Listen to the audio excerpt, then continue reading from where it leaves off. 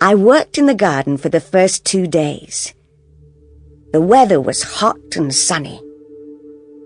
I liked working with Mr. Duncan, and he was pleased with my work.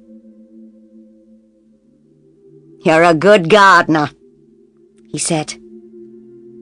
"I've always liked gardening," I said, "but I'm studying at college to be a farmer." Sometimes I saw Greta Ross. She likes to be alone, I thought. Once or twice, I saw Greta go out with her painting things.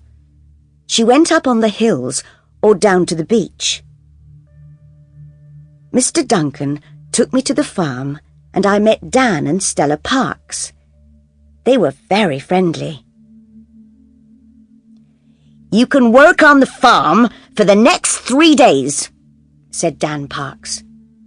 "Mr. Duncan says you're a good gardener. Are you a good farmer too?"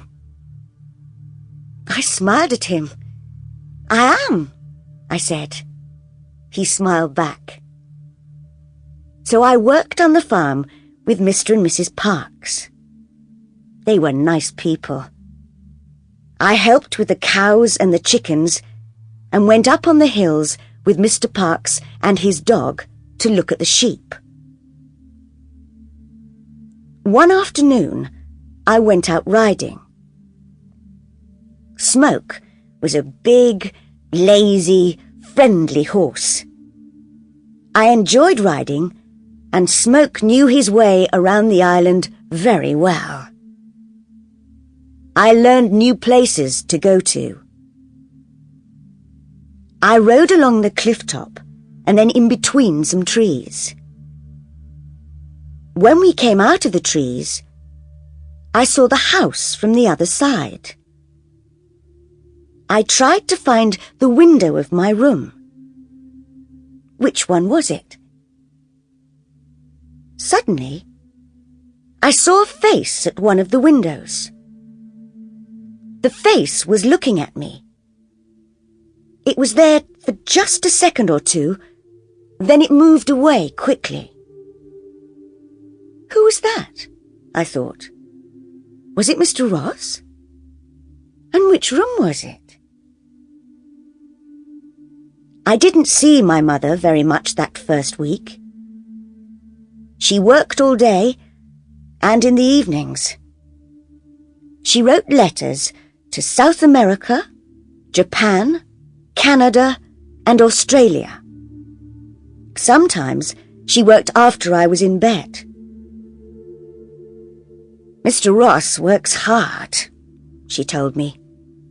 "He invests money in many companies and countries, but it's not his money." "It's not?" I was surprised by this. "No, it's his wife's money, and she bought the island. It's her island, her house, her farm. Everything belongs to her." How strange. But why does Mr. Ross always look sad? And why does he never leave the island? I asked. "I don't know," said my mother. "He says he likes it here and likes working on his farm. It's strange, I know." Sometimes, when I finished work, I walked along the beaches or the cliffs, or I went swimming in the sea. I liked swimming. Greta Ross often came to the beach to swim, but Mr. Ross never came. "Stay away from the rocks, Carol," Greta Ross told me. "They're very dangerous." "I will," I said. Sometimes I took my camera to the beach and took photographs of some of the boats that went by.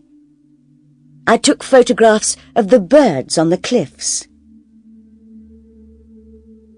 There were other small islands near our island, and boats with tourists stopped at them. But no boat stopped at our island. They kept away from the dangerous rocks. Tony was right. The island did not have visitors. One day, I was walking back to the house and had my camera with me. I stopped and looked at the big house. Mr. Duncan was working in the garden in front of it. At first, he didn't see me. I'm going to take a photograph of the house, I thought. The sun is in just the right place, and it will make a good picture. I looked at the building through my camera and took the photograph. Mr. Ross was coming out of a door. He was in my picture too, and he looked angry. It's all right, I thought. It's still a good photograph. But Mr. Duncan was running across the grass. He came quickly up to me and said, "Give me your camera." He looked very worried. "What's wrong?" I asked in surprise. I gave him the camera.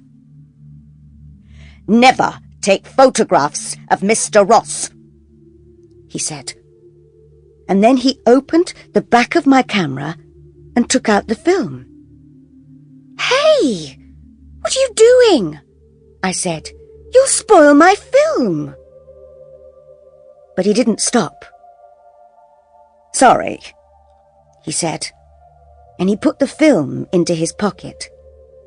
"But no pictures of Mr. Ross. He doesn't like people to take pictures of him." Mr. Ross was watching us. He saw the camera, and he saw Mr. Duncan take out the film. But he said nothing. Then he turned and went back into the house. Later, I told my mother about Mr. Duncan and the camera. "He spoiled my film," I said. "I don't understand," she said. "Why did he do that?" "I don't know," I said. "But there's something strange about Mr. Ross." About a week later, I finished work early one day and came back to the house. My mother was working in her small room next to Mr. Ross's office. Mrs. Duncan was in the kitchen. Greta Ross was painting in her room upstairs. I went to my room and began reading a book. I was sitting beside the window. After half an hour, I got tired of reading. I looked out at the rain and the grey sea and the rocks between the trees. My book isn't very interesting, I thought. I got up and went out of my room. I walked along the passage and turned a corner. Then I saw the door at the end of the passage. There was a large plant in a plant pot outside the door. Where does that door go? I thought. I haven't seen it before. I remembered the face at the window in my first week on the island. Perhaps it's the door to that room, I thought. I walked along to the door and turned the handle. The door didn't move. It was locked. "What are you doing?" said a voice behind me. I turned round quickly and saw Greta Ross. She looked angry. "That room is private," she said. "I'm sorry," I said. "I didn't—" "Stay away from there," she told me. I told my mother about the locked door. "What's behind it?" I said. "Is it a secret?" "I don't know," said my mother. "It doesn't matter. Mr. Ross can have locked rooms if he wants them." "I think he does have secrets," I said. "There's something strange about him. There's something strange about this island. Somebody isn't telling us something.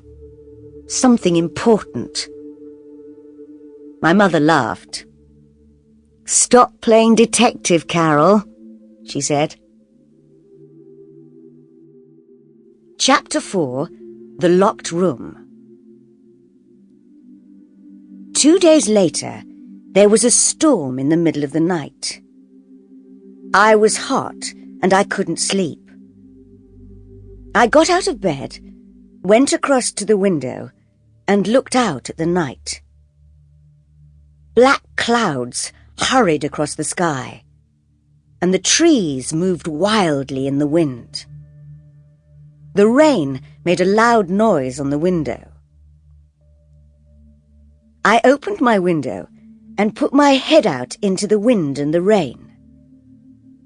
I looked at the other windows in the house. Most of them were dark, but one window had a light in it. Somebody isn't sleeping, I thought. Which room is that? There were 6 windows between my window and the room with the light.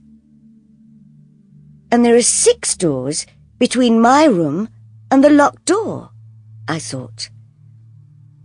That light is in the locked room. Somebody's in there. I put on my dressing gown and went out of my room. The house was dark, and at first I couldn't see very well. I walked along the passage and turned the corner. There it was, the locked room, and there was a light under the door. I went nearer and heard noises. Somebody's moving about in the locked room, I thought. Who is it? Then the light went off and the door opened. I was afraid to move. Somebody came out of the room and into the dark passage. Lightning suddenly lit up the house, and I saw who it was. It's Mr. Ross, I thought. What was he doing in that room in the middle of the night?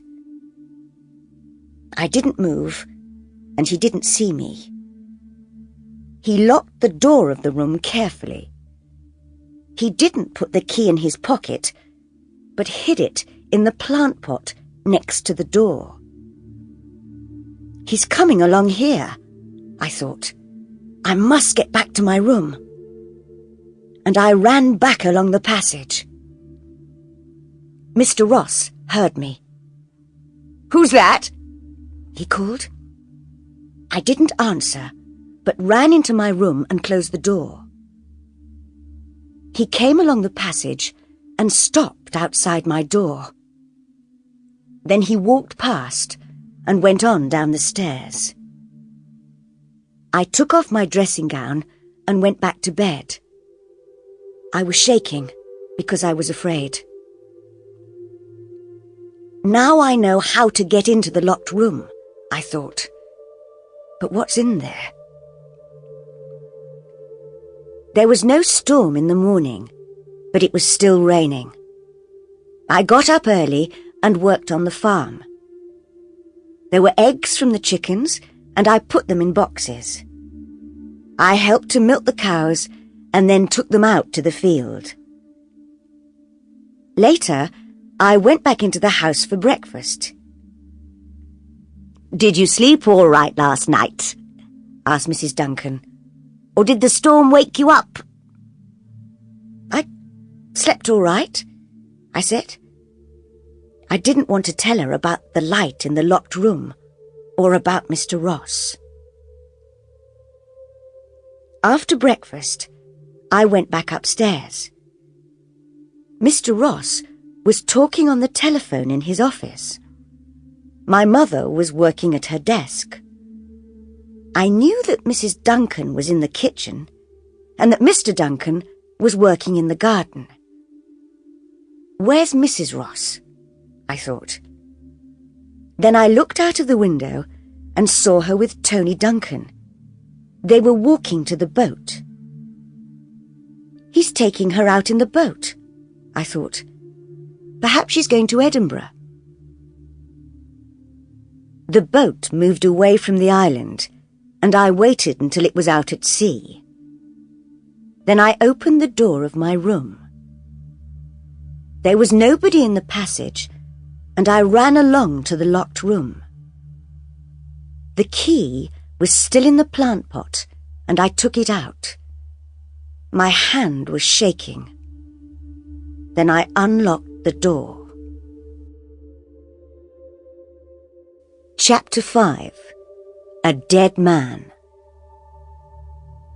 I went into the room, and I was very surprised.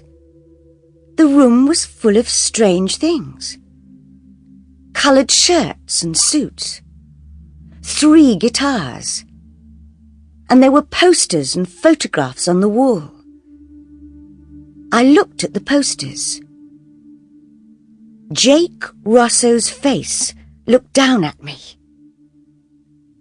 I looked at the dead Jake Rosso's picture, and I remembered all the photographs on the walls of my room in Hong Kong. I could never forget that face, the face of my favourite singer. Then, while I looked at his face, something strange happened. I began to see another face in the posters. An older face, and with a moustache, but the same face. I saw the face of Mr. Ross. "No," I said, "it's not true." But it was. I knew it was. Mr. Ross is Jake Rosso. "No," said a voice behind me. I turned round and saw Mr. Ross. He was standing in the doorway. He looked afraid. "I don't believe you," I said. "You have to believe me." I looked at the posters. "Who is that, if it's not you?" "It's Jake Rosso. He was my brother." "That's not true," I shouted. "I don't believe you." "Listen, Jake Rosso was my favourite singer. I had hundreds of photos of him. I still have all his records. I loved him. Do you understand? Thousands of people loved him." "He's dead," Mr. Ross said quietly. "No!" I shouted. "You're Jake Rosso. You look different now, yes. You've got short hair. You've got a moustache now, and you wear glasses. But you're Jake Rosso. You were my favourite pop star, so I know." Mr. Ross said nothing and watched my face. He doesn't know what to do, I thought. He knows I don't believe him, and he's afraid. Then he said, "It was you in the passage last night, wasn't it?" "Yes," I answered. He looked angry. "I was wrong to give your mother a job," he said. "I thought it was okay because you came from Hong Kong, and I needed help with my work. I needed a good secretary." "Does your other secretary know who you are?" I asked. "Do the other people on the island know?" Mr. Ross didn't answer, but walked across to the window. He was thinking. What's he going to do? I thought. Then he turned round. "Okay, you're right. I am Jake Rosso." "I knew it." He looked worried and unhappy. "Can you keep a secret? A very important secret?" I thought for a minute, then I said, "Yes, I can keep a secret." Then he told me. "The other people on this island are my family." "Your family?" I said. "Yes. My real name is James Duncan, and Mr. and Mrs. Duncan are my father and mother. Tony is my younger brother, and his wife Lisa is my secretary. It's she who's in hospital." "And Dan and Stella Parks?" I asked. "My mother's sister and her husband," he said. "But what are you doing here on this island? I don't understand." "I'll tell you," he said. He sat down on a chair and took a guitar in his hands, but he didn't play it. "You were right. I was a famous pop star. I was very rich, and I had a beautiful wife. But things went wrong." "How?" "I took drugs," he said. "I drank a lot of alcohol. I got drunk and crashed cars. I did stupid, terrible things. I knew it was wrong, but I couldn't stop doing it. I was crazy for a time." "I can understand that," I told him. "I've taken drugs too." He looked surprised. "You have?" "Yes," I said. "After my father died, I was very unhappy, and things went wrong for me too. But go on with your story." He went on.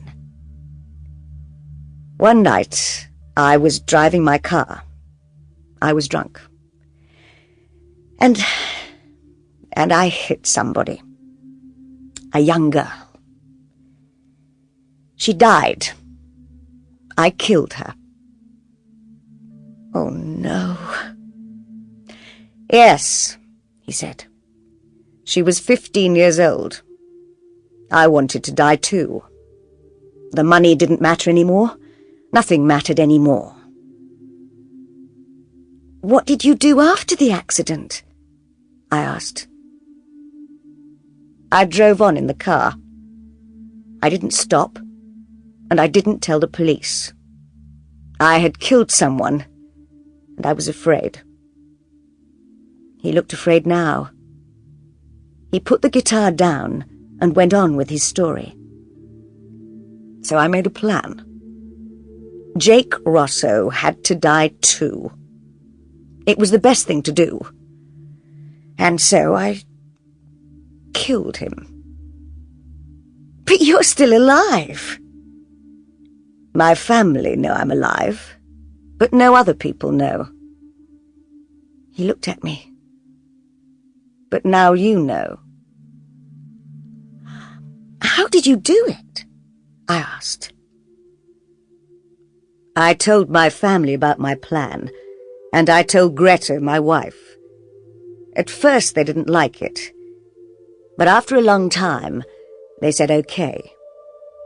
Then I faked the car crash." "Faked it?" "Yes," he said.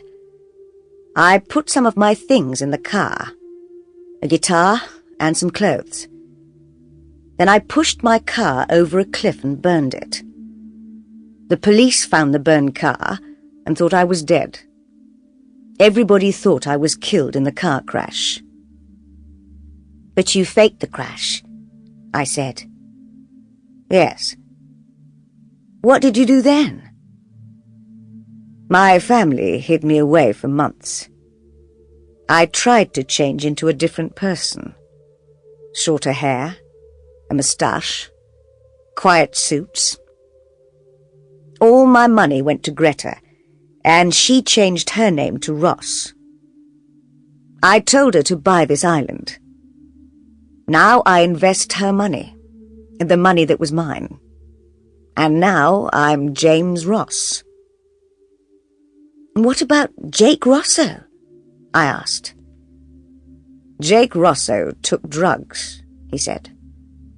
"Jake Rosso got drunk and crashed cars. He killed a young girl, so he had to die.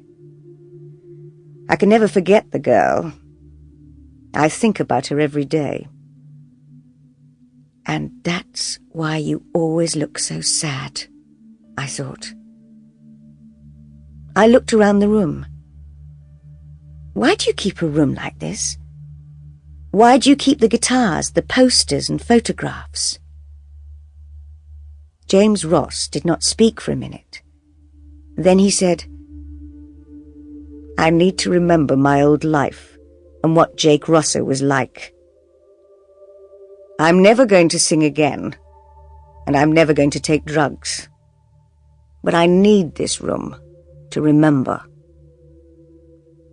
I looked at the posters and the photographs, and I looked at his sad face. "I'm not going to say anything. I won't tell my mother. I won't tell anybody." James Ross looked at me. "I think you understand," he said. "I do," I said. "I've done bad things. I want to forget them too. I needed to get away, to hide too. That's why we came to England, to begin a new life. Yes, I understand." He took my hand, and we walked out of the room and closed the door. I never went into the room again, and I didn't tell anybody. My mother and I left the island at the end of the summer. Soon after, I went to college. My life is better now. I work on a farm in England, and my mother works in an office. My mother doesn't worry about me because I'm happier now. I haven't been back to the island, but I know there's a dead man living there.